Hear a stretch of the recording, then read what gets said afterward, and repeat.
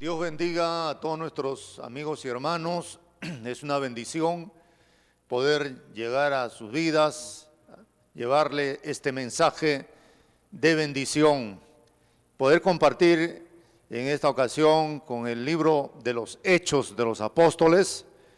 También le decimos, ¿no?, los hechos del Espíritu Santo o las acciones del Espíritu Santo. Amén, que Dios nos dé la bendición, la fortaleza para seguir adelante, propagando esta preciosa palabra. Estamos en un tiempo difícil, como dice el Salmo 32, verso 7, tú eres mi refugio y me guardarás de la angustia, con cánticos de liberación me rodearás. Así que estamos confiando también en la palabra de Dios, en la promesa de Dios, que Él nos va a guardar de toda angustia. También queremos saludar al reverendo Josué Ascarruz, a su amada esposa, la sierva Edith Asensio, que Dios le bendiga mucho. Y seguimos a través de este programa Arequipa en Comunión. Y vamos a continuar en el capítulo número 2 del libro de los Hechos de los Apóstoles, en el verso 42. Quisiéramos dar lectura en esta hora con la bendición del Padre, del Hijo y del Espíritu Santo. Dice la palabra de Dios: y perseveraban en la doctrina de los apóstoles, en la comunión unos con otros, en el partimiento del pan y en las oraciones. Sobrevino temor a toda persona, y muchas maravillas eran hechas por los apóstoles, y todos los que habían creído estaban juntos y tenían en común todas las cosas. Vendían sus propiedades y sus bienes y los repartían a todos según la necesidad de cada uno. Y perseveraban pues unánimes cada día en el templo, partiendo el pan en las casas, y comían juntos con alegría, sencillez de corazón. Verso 47, alabando a Dios y teniendo favor con todo el pueblo, y el Señor añadía cada día a la iglesia a los que habían de ser salvos. Hasta aquí su palabra. Vamos a orar en este momento. Padre, Dios amado, gracias te damos por esta bendición que nos concedes de poder recibir tu palabra. Señor, que a través de esta enseñanza, del estudio del libro de los Hechos, nuestras vidas puedan seguir siendo renovadas. Muéstranos, Señor, todos estos acontecimientos de la iglesia y ayúdanos en esta hora a poder seguir creciendo en la gracia y en el conocimiento tuyo. En el nombre de Jesús te lo pedimos. Amén y amén. Dios me lo bendiga. Continuamos entonces con este hermoso estudio del libro de los Hechos de los Apóstoles. Cuando usted revisa el libro de los Hechos de los Apóstoles, encontrará que a lo largo de todos esos 28 capítulos va a ver usted la intervención, la acción del Espíritu Santo moviéndose, amén, dirigiendo la iglesia, dirigiendo a los apóstoles. Esto es una realidad que la Biblia muestra en este libro y que también nos muestra a nosotros, que el Espíritu Santo siempre es el que tiene que dirigir la iglesia, el que tiene que llevar adelante su obra. Estamos nosotros ya en el segundo capítulo, hablando de los acontecimientos de la iglesia en Jerusalén.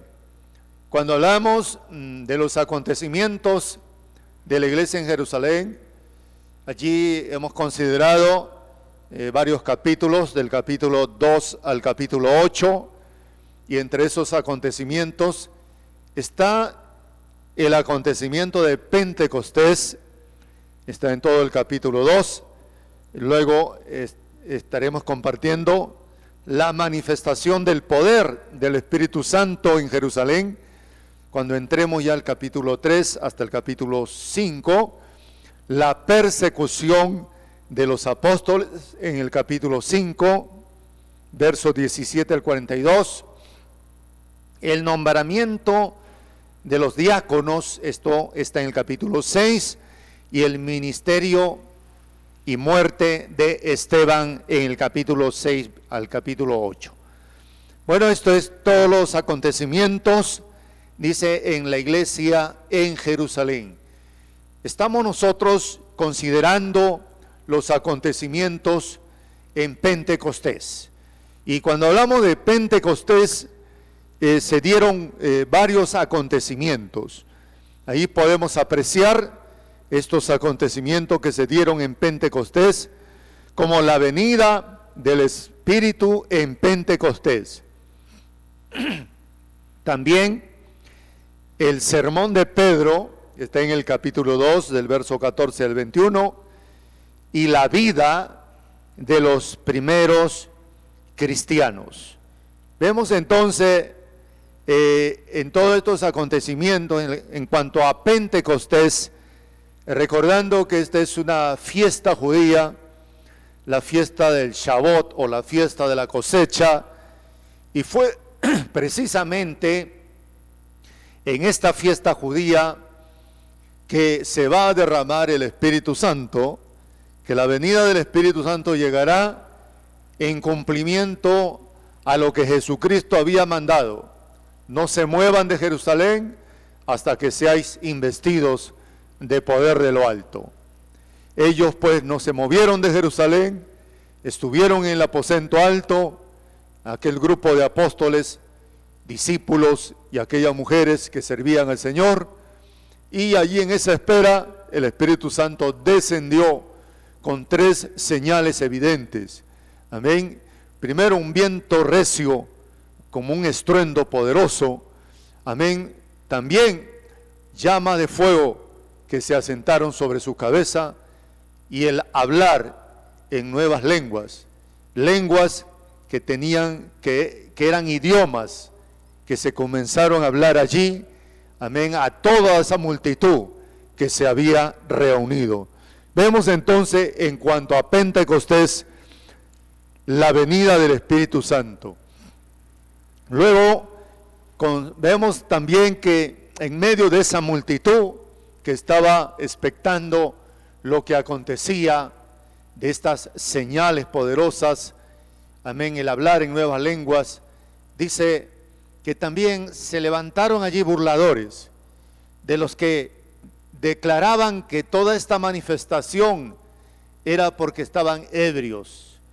Y eso también consideramos que fue en ese momento que Pedro se puso en pie con los 11 y comenzó Pedro realmente a declarar, amén, y a defender esta preciosa palabra. ¿Sabe cómo Pedro defendió en el sermón que Pedro declaró en Pentecostés? Pedro, en este sermón, como habíamos estudiado anteriormente, vimos que Pedro comienza a centrar su mensaje en que Jesús es el Mesías y es el Señor. Pero el apóstol Pedro primero empieza diciendo que esto es cumplimiento de la profecía del profeta Joel. Su defensa empieza declarando que esto es cumplimiento profético. Es lo dicho por el profeta Joel. Y ahí es que el apóstol Pedro declara la profecía del profeta Joel. Luego, recordando lo que habíamos estudiado anteriormente, vimos que también el apóstol Pedro, en este mensaje en Pentecostés, él declara que Jesús es el Mesías.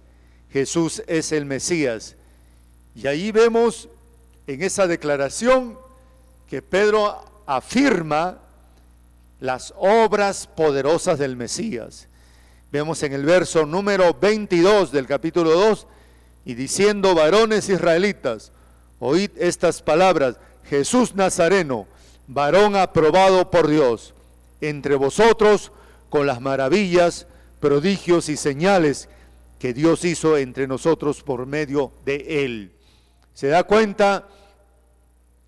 Pedro ahora está declarando que Jesús es el Mesías. Y está declarando y diciendo que el Mesías, Jesucristo, dice, Él vino a hacer obras poderosas con las maravillas y prodigios y señales. El apóstol Pedro fue testigo de esos prodigios, de esas maravillas, de esas señales, de esas sanidades, de esos milagros que sucedieron, amén, porque Cristo vino a deshacer las obras del diablo. El diablo ha venido a sembrar miedo, enfermedad, destrucción, pero Cristo vino a deshacer sus obras. Crea usted en esa palabra. El apóstol Pedro en este sermón, él declaró esto, declaró también la resurrección del Mesías, verso 23, y entregado por el determinado consejo y anticipado conocimiento de Dios, prendisteis, matasteis por manos de inicuos, crucificándole, verso 24, el cual Dios levantó sueltos dolores de la muerte. Dios levantó. Quiere decir que el apóstol Pedro dijo, Jesucristo resucitó. Y allí es que él cita el Salmo 16. Estamos recordando lo que ya anteriormente habíamos estudiado y cómo el apóstol Pedro, amén, comenzó a citar la palabra de Dios. Habló más adelante en el sermón de Pedro, habló sobre la glorificación del Mesías y habló que aún Cristo resucitó, pero luego se sentó a la diestra del Padre. Verso 33 dice, así que exaltado por la diestra de Dios y habiendo recibido del Padre la promesa del Espíritu Santo que ha derramado, esto que veis y oís. El apóstol Pedro hace realmente, amén, una declaración de que Jesucristo es el Mesías y es el Señor. Amén. Este es el centro del mensaje del Evangelio. El predicar el Evangelio es decir, Jesús es el Señor, Jesús es el Mesías, Jesús es el ungido, es el sanador. Jesús entonces fue exaltado en el mensaje de Pedro. Es un mensaje cristocéntrico. Los judíos que estaban reunidos en el aposento alto, alrededor, en la parte de afuera, amén, escucharon el mensaje. Sepa que el pueblo judío esperaba al Mesías. El pueblo judío esperaba al ungido. Y Pedro en este sermón le está diciendo, el Mesías ya vino. El Mesías estuvo aquí en Palestina. El Mesías estuvo haciendo milagros, señales, portentos y maravillas. El Mesías fue crucificado, pero resucitó al tercer día y está a la diestra del Padre. Pedro había citado, amén, textos del Antiguo Testamento. Había citado al profeta Joel, citó el Salmo 16, el Salmo 110.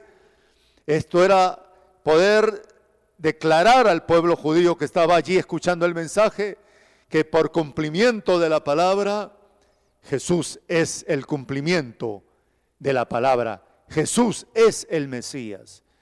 Es ahí donde entonces, en el verso 36, dice, sepa ciertísimamente toda la casa de Israel, dice que este Jesús a quien vosotros crucificasteis, Dios le ha hecho Señor y Cristo. Dios le ha hecho Señor y Cristo. Él es el Mesías. Fue en ese momento que las palabras del apóstol Pedro impactaron en el corazón de estos judíos, de estas personas que eran judías. Verso 37, al oír esto se compungieron de corazón y dijeron a Pedro, varones hermanos, ¿qué haremos?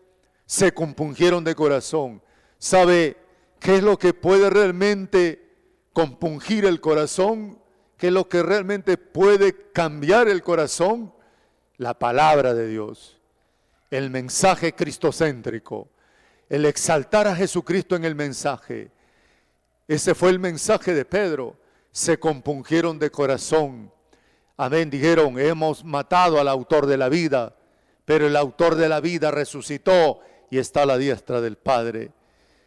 Al compungirse de corazón, ellos dijeron, ¿qué haremos? Pedro le dijo, arrepentíos, bautícese cada uno de vosotros en el nombre de Jesucristo. Y dice, para perdón de los pecados, y recibiréis la promesa del Espíritu Santo. Fue en ese momento que el Espíritu Santo trajo, amén, ese sentido de culpa, de arrepentimiento, y allí en esa fiesta de Pentecostés, en el mensaje del apóstol Pedro, se convirtieron 3,000 judíos. Amén, no era fácil que un judío aceptara a Jesucristo como el Mesías, pero era la palabra ungida, era la convicción de pecado que el Espíritu Santo estaba produciendo en el corazón de ellos, y se convirtieron 3,000 judíos. Así dice el verso 41, recibieron la palabra y fueron bautizados, y se añadieron 3,000 personas. Allí empezó, amén, la gran cosecha. ¿Sabe qué significa Pentecostés? La fiesta del Shavuot, la fiesta de la cosecha. Esta fue la primera cosecha abundante de almas. 3,000 judíos y prosélitos. En esta gran cosecha no hubieron gentiles.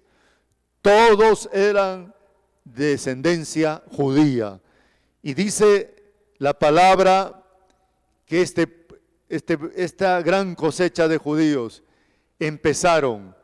¿Y sabe cómo empezaron? Ahora quisiéramos ir al verso número 42. Dice capítulo 2, verso 42. Y perseveraban en la doctrina de los apóstoles, en la comunión unos con otros, en el partimiento del pan y en las oraciones. Aquí nos habla la vida de los primeros creyentes que se iban añadiendo, porque ya creyentes habían, creyentes en Cristo, como eran los apóstoles, los discípulos, que fueron testigos oculares de la resurrección, que estuvieron con Cristo, pero aquí se añadieron más creyentes que eran todos judíos y prosélitos. Y aquí vemos en el verso número 42 que perseveraban en la doctrina de los apóstoles. Amén. En la comunión unos con otros, en el partimiento del pan y en las oraciones. Sabe que el aceptar a Cristo, al Mesías, el alcanzar la salvación, no era solamente una profesión de labios. Esto era realmente la transformación de toda su vida. Encontramos que este nuevo grupo de judíos que se añadieron, amén, y que empezaron a servir dentro de la iglesia que estaba siendo una iglesia que tomaba impulso, pues eran creyentes comprometidos con el reino de los cielos. Aquí encontramos 4 principios que están en la iglesia, 4 principios. El primer principio, perseveraban en la doctrina de los apóstoles, en la doctrina, en la enseñanza, en la instrucción. Era importante instruir a toda esa gran cantidad de judíos, instruirles en cuanto a la doctrina de los apóstoles, enseñarles, amén, esta doctrina que los apóstoles recibieron de nuestro Señor Jesucristo. Amén. Los judíos conocían, amén, la ley de Dios, conocían la Torá, conocían los 5 primeros libros de Moisés, conocían la Biblia hebrea, tenían conocimiento, pero del Mesías, de Jesucristo, y de lo que el Señor Jesucristo había impartido como enseñanza a los apóstoles, casi no conocían, tenían muy poco conocimiento. Así que ellos necesitaban ser instruidos en la palabra, en la enseñanza de los apóstoles, amén, para edificación de estos nuevos creyentes que se añadían a la iglesia. Y allí vemos también en un texto que vamos a considerar en Mateo, capítulo 28, en el verso número 19 y versículo 20. La palabra dice: por tanto, id y hacer, dice, discípulos a todas las naciones, bautizándolos, que dice, en el nombre del Padre, del Hijo y del Espíritu Santo. En el verso 20, note lo que dice: enseñándoles que guarden todas las cosas que os he mandado. He aquí, yo estoy con vosotros todos los días hasta el fin del mundo. Amén. Esto fue un mandato de Cristo antes de ascender. Vayan y hagan discípulos. Hacer discípulos es ser un maestro. Vayan, instruyan, discipulen, enseñen la palabra. Amén. Luego bautícenlo, pero luego dice el verso 20, enseñándoles que guarden todas las cosas que os he mandado, y guarden todas las cosas que os he mandado, o sea, todo lo que ellos habían aprendido, enseñándoles que guarden. Se da cuenta que ellos estaban, pues, los discípulos, los apóstoles, en este momento en que se añaden 3,000 a la iglesia. Hay un principio importante, y es que perseveraban en la doctrina de los apóstoles. Pero esta era la doctrina de nuestro Señor Jesucristo. Él es la piedra angular y toda la enseñanza viene de esa piedra angular. Amén. Así que la enseñanza era importante, gloria a Dios, en esta nueva iglesia, o la iglesia que ya nació, porque se habla de una iglesia que está ya tomando impulso, pero estos 4 principios son importantes para que la iglesia se mantenga aún en estos tiempos. Entonces, este es el primer principio: la enseñanza, la instrucción. Por ello debemos dar instrucción y enseñanza, la doctrina. Amén. No podemos bautizar a alguien si alguien primero no ha sido instruido en la palabra, ¿no? Como el Señor lo había declarado. Amén. Vayan y hagan discípulos, luego bautícenlos en el nombre del Padre, del Hijo y del Espíritu Santo. ¿Cuál es el orden bíblico? El orden bíblico es: primero discipulen y luego bauticen. Ese es el orden bíblico. No es primero bauticen y luego discipulen.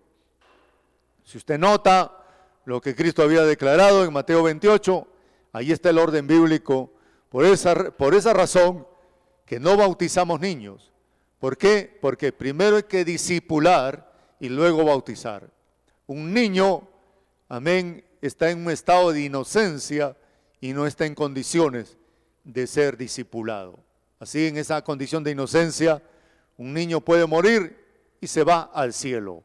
Los que necesitan ser discipulados son los que tenemos ya conciencia, son los que razonamos, los que entendemos. Esto es el primer principio aquí en la palabra que estamos considerando en el verso número 42. Hay otro segundo principio que dice, y perseveraban en la comunión unos con otros. Había una necesidad de comunión, de estar juntos. Esta unidad lo da el Espíritu Santo. Esa unidad de estar juntos. Amén. Esa necesidad de reunirnos. Eso está en nosotros. En ese pueblo, amén, que ha abrazado al Mesías, a Jesucristo, que quiere reunirse. Vemos hoy día que esto hay un impedimento para reunirnos. Amén. Pero la iglesia también se reunía en sus casas. Pero aquí dice, en la comunión unos con otros. Se unían, amén, porque ya no tenían comunión con el mundo. La comunión no era con el mundo, la comunión eran con los cristianos.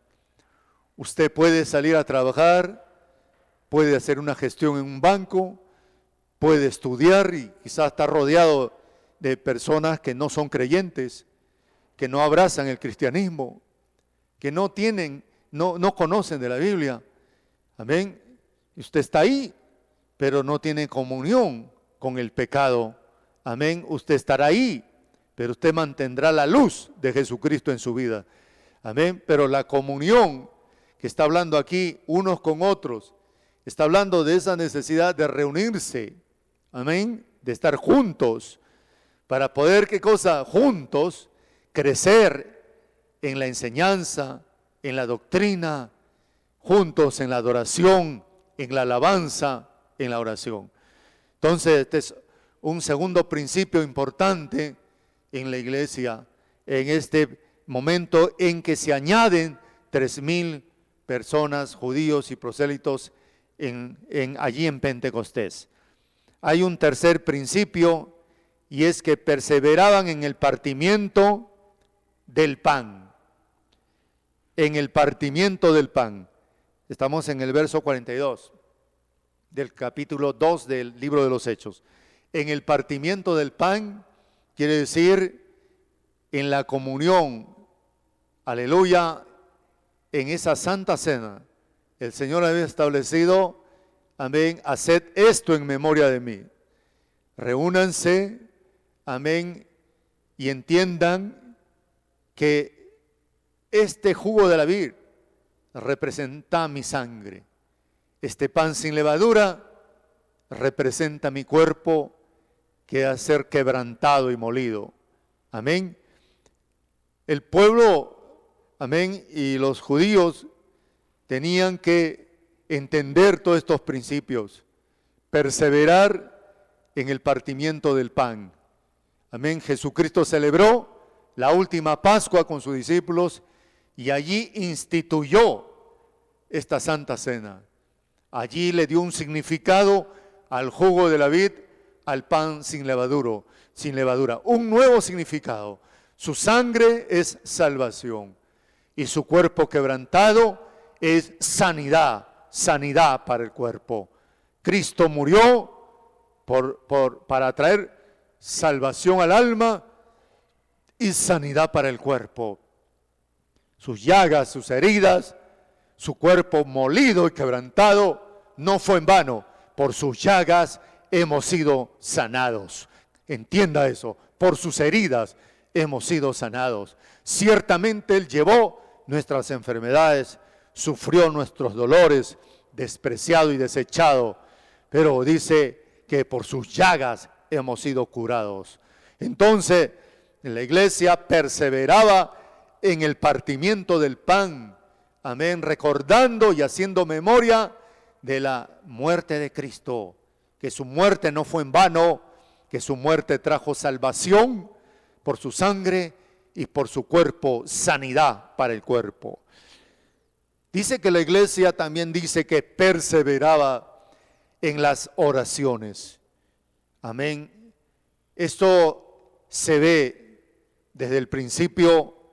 Los discípulos y apóstoles aprendieron de Jesús la oración. Ellos en ocasiones preguntaron, ¿cómo debemos orar, Señor? El Señor les enseñó a orar. El Señor le dio instrucciones en cuanto a la oración. Los discípulos y apóstoles en el aposento alto, amén, estuvieron allí perseverando en oración, unánimes en oración y ruego. Encontramos qué importante. Hoy día debemos seguir perseverando en oración y ruego para enfrentar esta pandemia, enfrentar, amén, toda plaga que viene, toda enfermedad, todo ataque del enemigo, amén, el destructor, el que ha venido a sembrar el miedo, el temor. Por eso debemos perseverar en oración. Miren, la oración estuvo presente a lo largo de la iglesia en todo tiempo. Si vemos el libro de los Hechos, encontramos que la oración estaba presente. Vamos a ir en el capítulo 4, verso 31. Capítulo 4, verso 31 del libro de los Hechos, nos dice aquí, y cuando hubieron orado, dice, el lugar en que estaban congregados tembló. ¿Qué sucedió? Estuvieron orando, dice, cuando hubieron orado, el lugar en que estaban congregados tembló, y todos fueron llenos del Espíritu Santo y hablaban con denuedo la palabra de Dios. La oración está presente. La oración, o sea que los creyentes siguieron orando, aprendieron a perseverar en la oración. En el caso de los apóstoles, para poder elegir aquellos que iban a servir las mesas, también ahí vemos que la oración está presente. En Hechos capítulo 6, verso 9, mire lo que dice la palabra. Buscad pues, hermanos, entre vosotros a 7 varones de buen testimonio, llenos del Espíritu Santo y de sabiduría, a quienes encarguemos de este trabajo. Verso 4, y nosotros persistiremos en la oración y en el ministerio de la palabra. Allí ellos perseveraron en la oración, en el ministerio de la palabra. ¿Se da cuenta? Amén, que hay 4 principios que la Biblia nos muestra en el capítulo 2, verso 42, que perseveraban en la doctrina de los apóstoles, primer principio. Segundo principio, perseveraban en la comunión unos con otros. Tercer principio, perseveraban en el partimiento de pan y perseveraban en las oraciones. Son 4 principios importantes. Luego avanzamos ya en el verso 43. Capítulo número 2, verso 43, dice la palabra de Dios. Sobrevino temor a toda persona y muchas maravillas y señales eran hechas por los apóstoles. Mire, sobrevino temor y muchas maravillas y señales eran hechas por los apóstoles. Muchas maravillas y señales. Entonces, algo que la Biblia muestra, y es que el Señor Jesucristo invistió de poder a los apóstoles. Amén. Con un poder, con una autoridad. En Mateo capítulo 10, verso 8, pues allí la palabra nos dice, amén, que el Señor le dio autoridad para echar fuera demonios, le dio autoridad para sanar enfermos, amén. Así que los envió a los apóstoles, pero investidos de esa autoridad apostólica. Dice, sobrevino temor sobre toda persona y muchas maravillas y señales eran hechas por los apóstoles. Hoy día se habla de que esto solamente era para los apóstoles, que estas maravillas y señales eran para ellos y que la sanidad divina ya no es para nosotros. Amén.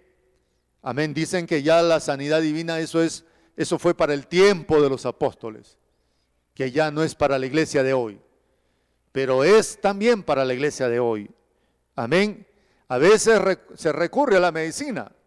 Sí, se recurre, pero por encima de eso está Jesucristo. Está Jesucristo el sanador. Él es el sanador.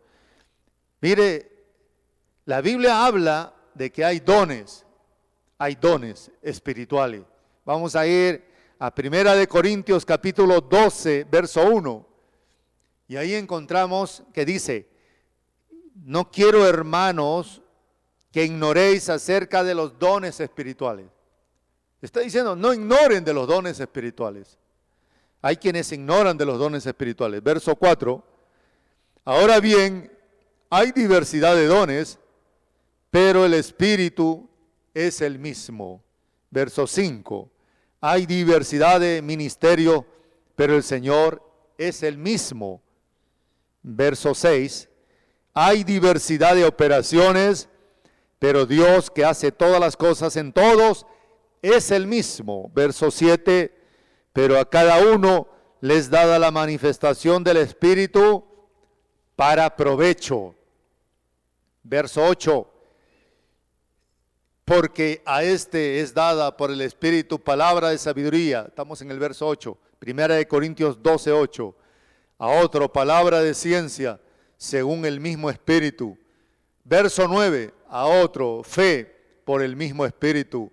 A otro dones de sanidades por el mismo Espíritu. ¿Qué dice el verso 9? A otro dones de sanidades por el mismo Espíritu. Quiere decir que el don de sanidad es un don que también está operando. Amén. Busque los dones del Espíritu Santo. Verso 10. A otro hacer milagros, a otro profecía, a otro discernimiento de espíritus, a otro diversos géneros de lengua, a otro interpretación de lengua. El verso 11. Pero todas estas cosas las hace uno y el mismo Espíritu, repartiendo a cada uno en particular como Él quiere. ¿Qué queremos demostrar con esto? Que las maravillas y señales no solamente fueron en el tiempo de los apóstoles. Hoy el Señor sigue obrando. Hoy el Señor sigue haciendo maravillas y señales. La Biblia habla de los dones, pero que el Espíritu Santo reparte como Él quiere, dice también. Como Él quiere. Si Dios quiere impartir el don de sanidad, Dios le da el don de sanidad. El don de milagros, Dios le da el don de milagros. Es como Dios quiere hacerlo, como el Espíritu Santo quiere hacerlo, pero estas manifestaciones de poder también son para hoy, para nosotros. Así que seguimos avanzando. Verso 44, capítulo 2, verso 44 dice: y todos los que habían creído estaban juntos y tenían en común todas las cosas. ¿Cómo dice la palabra? Estaban juntos y tenían en común todas las cosas. O sea, el primer principio que notamos es que perseveraban en la comunión unos con otros. Y aquí la Biblia vuelve a decirnos, amén, la palabra de Dios, que perseveraban. Los que habían creído tenían en común todas las cosas. O sea, todas las cosas tenían en común. De tal manera que verso 45 dice: y vendían sus propiedades y sus bienes y los repartían a todos según la necesidad de cada uno. Tenían en común todas las cosas.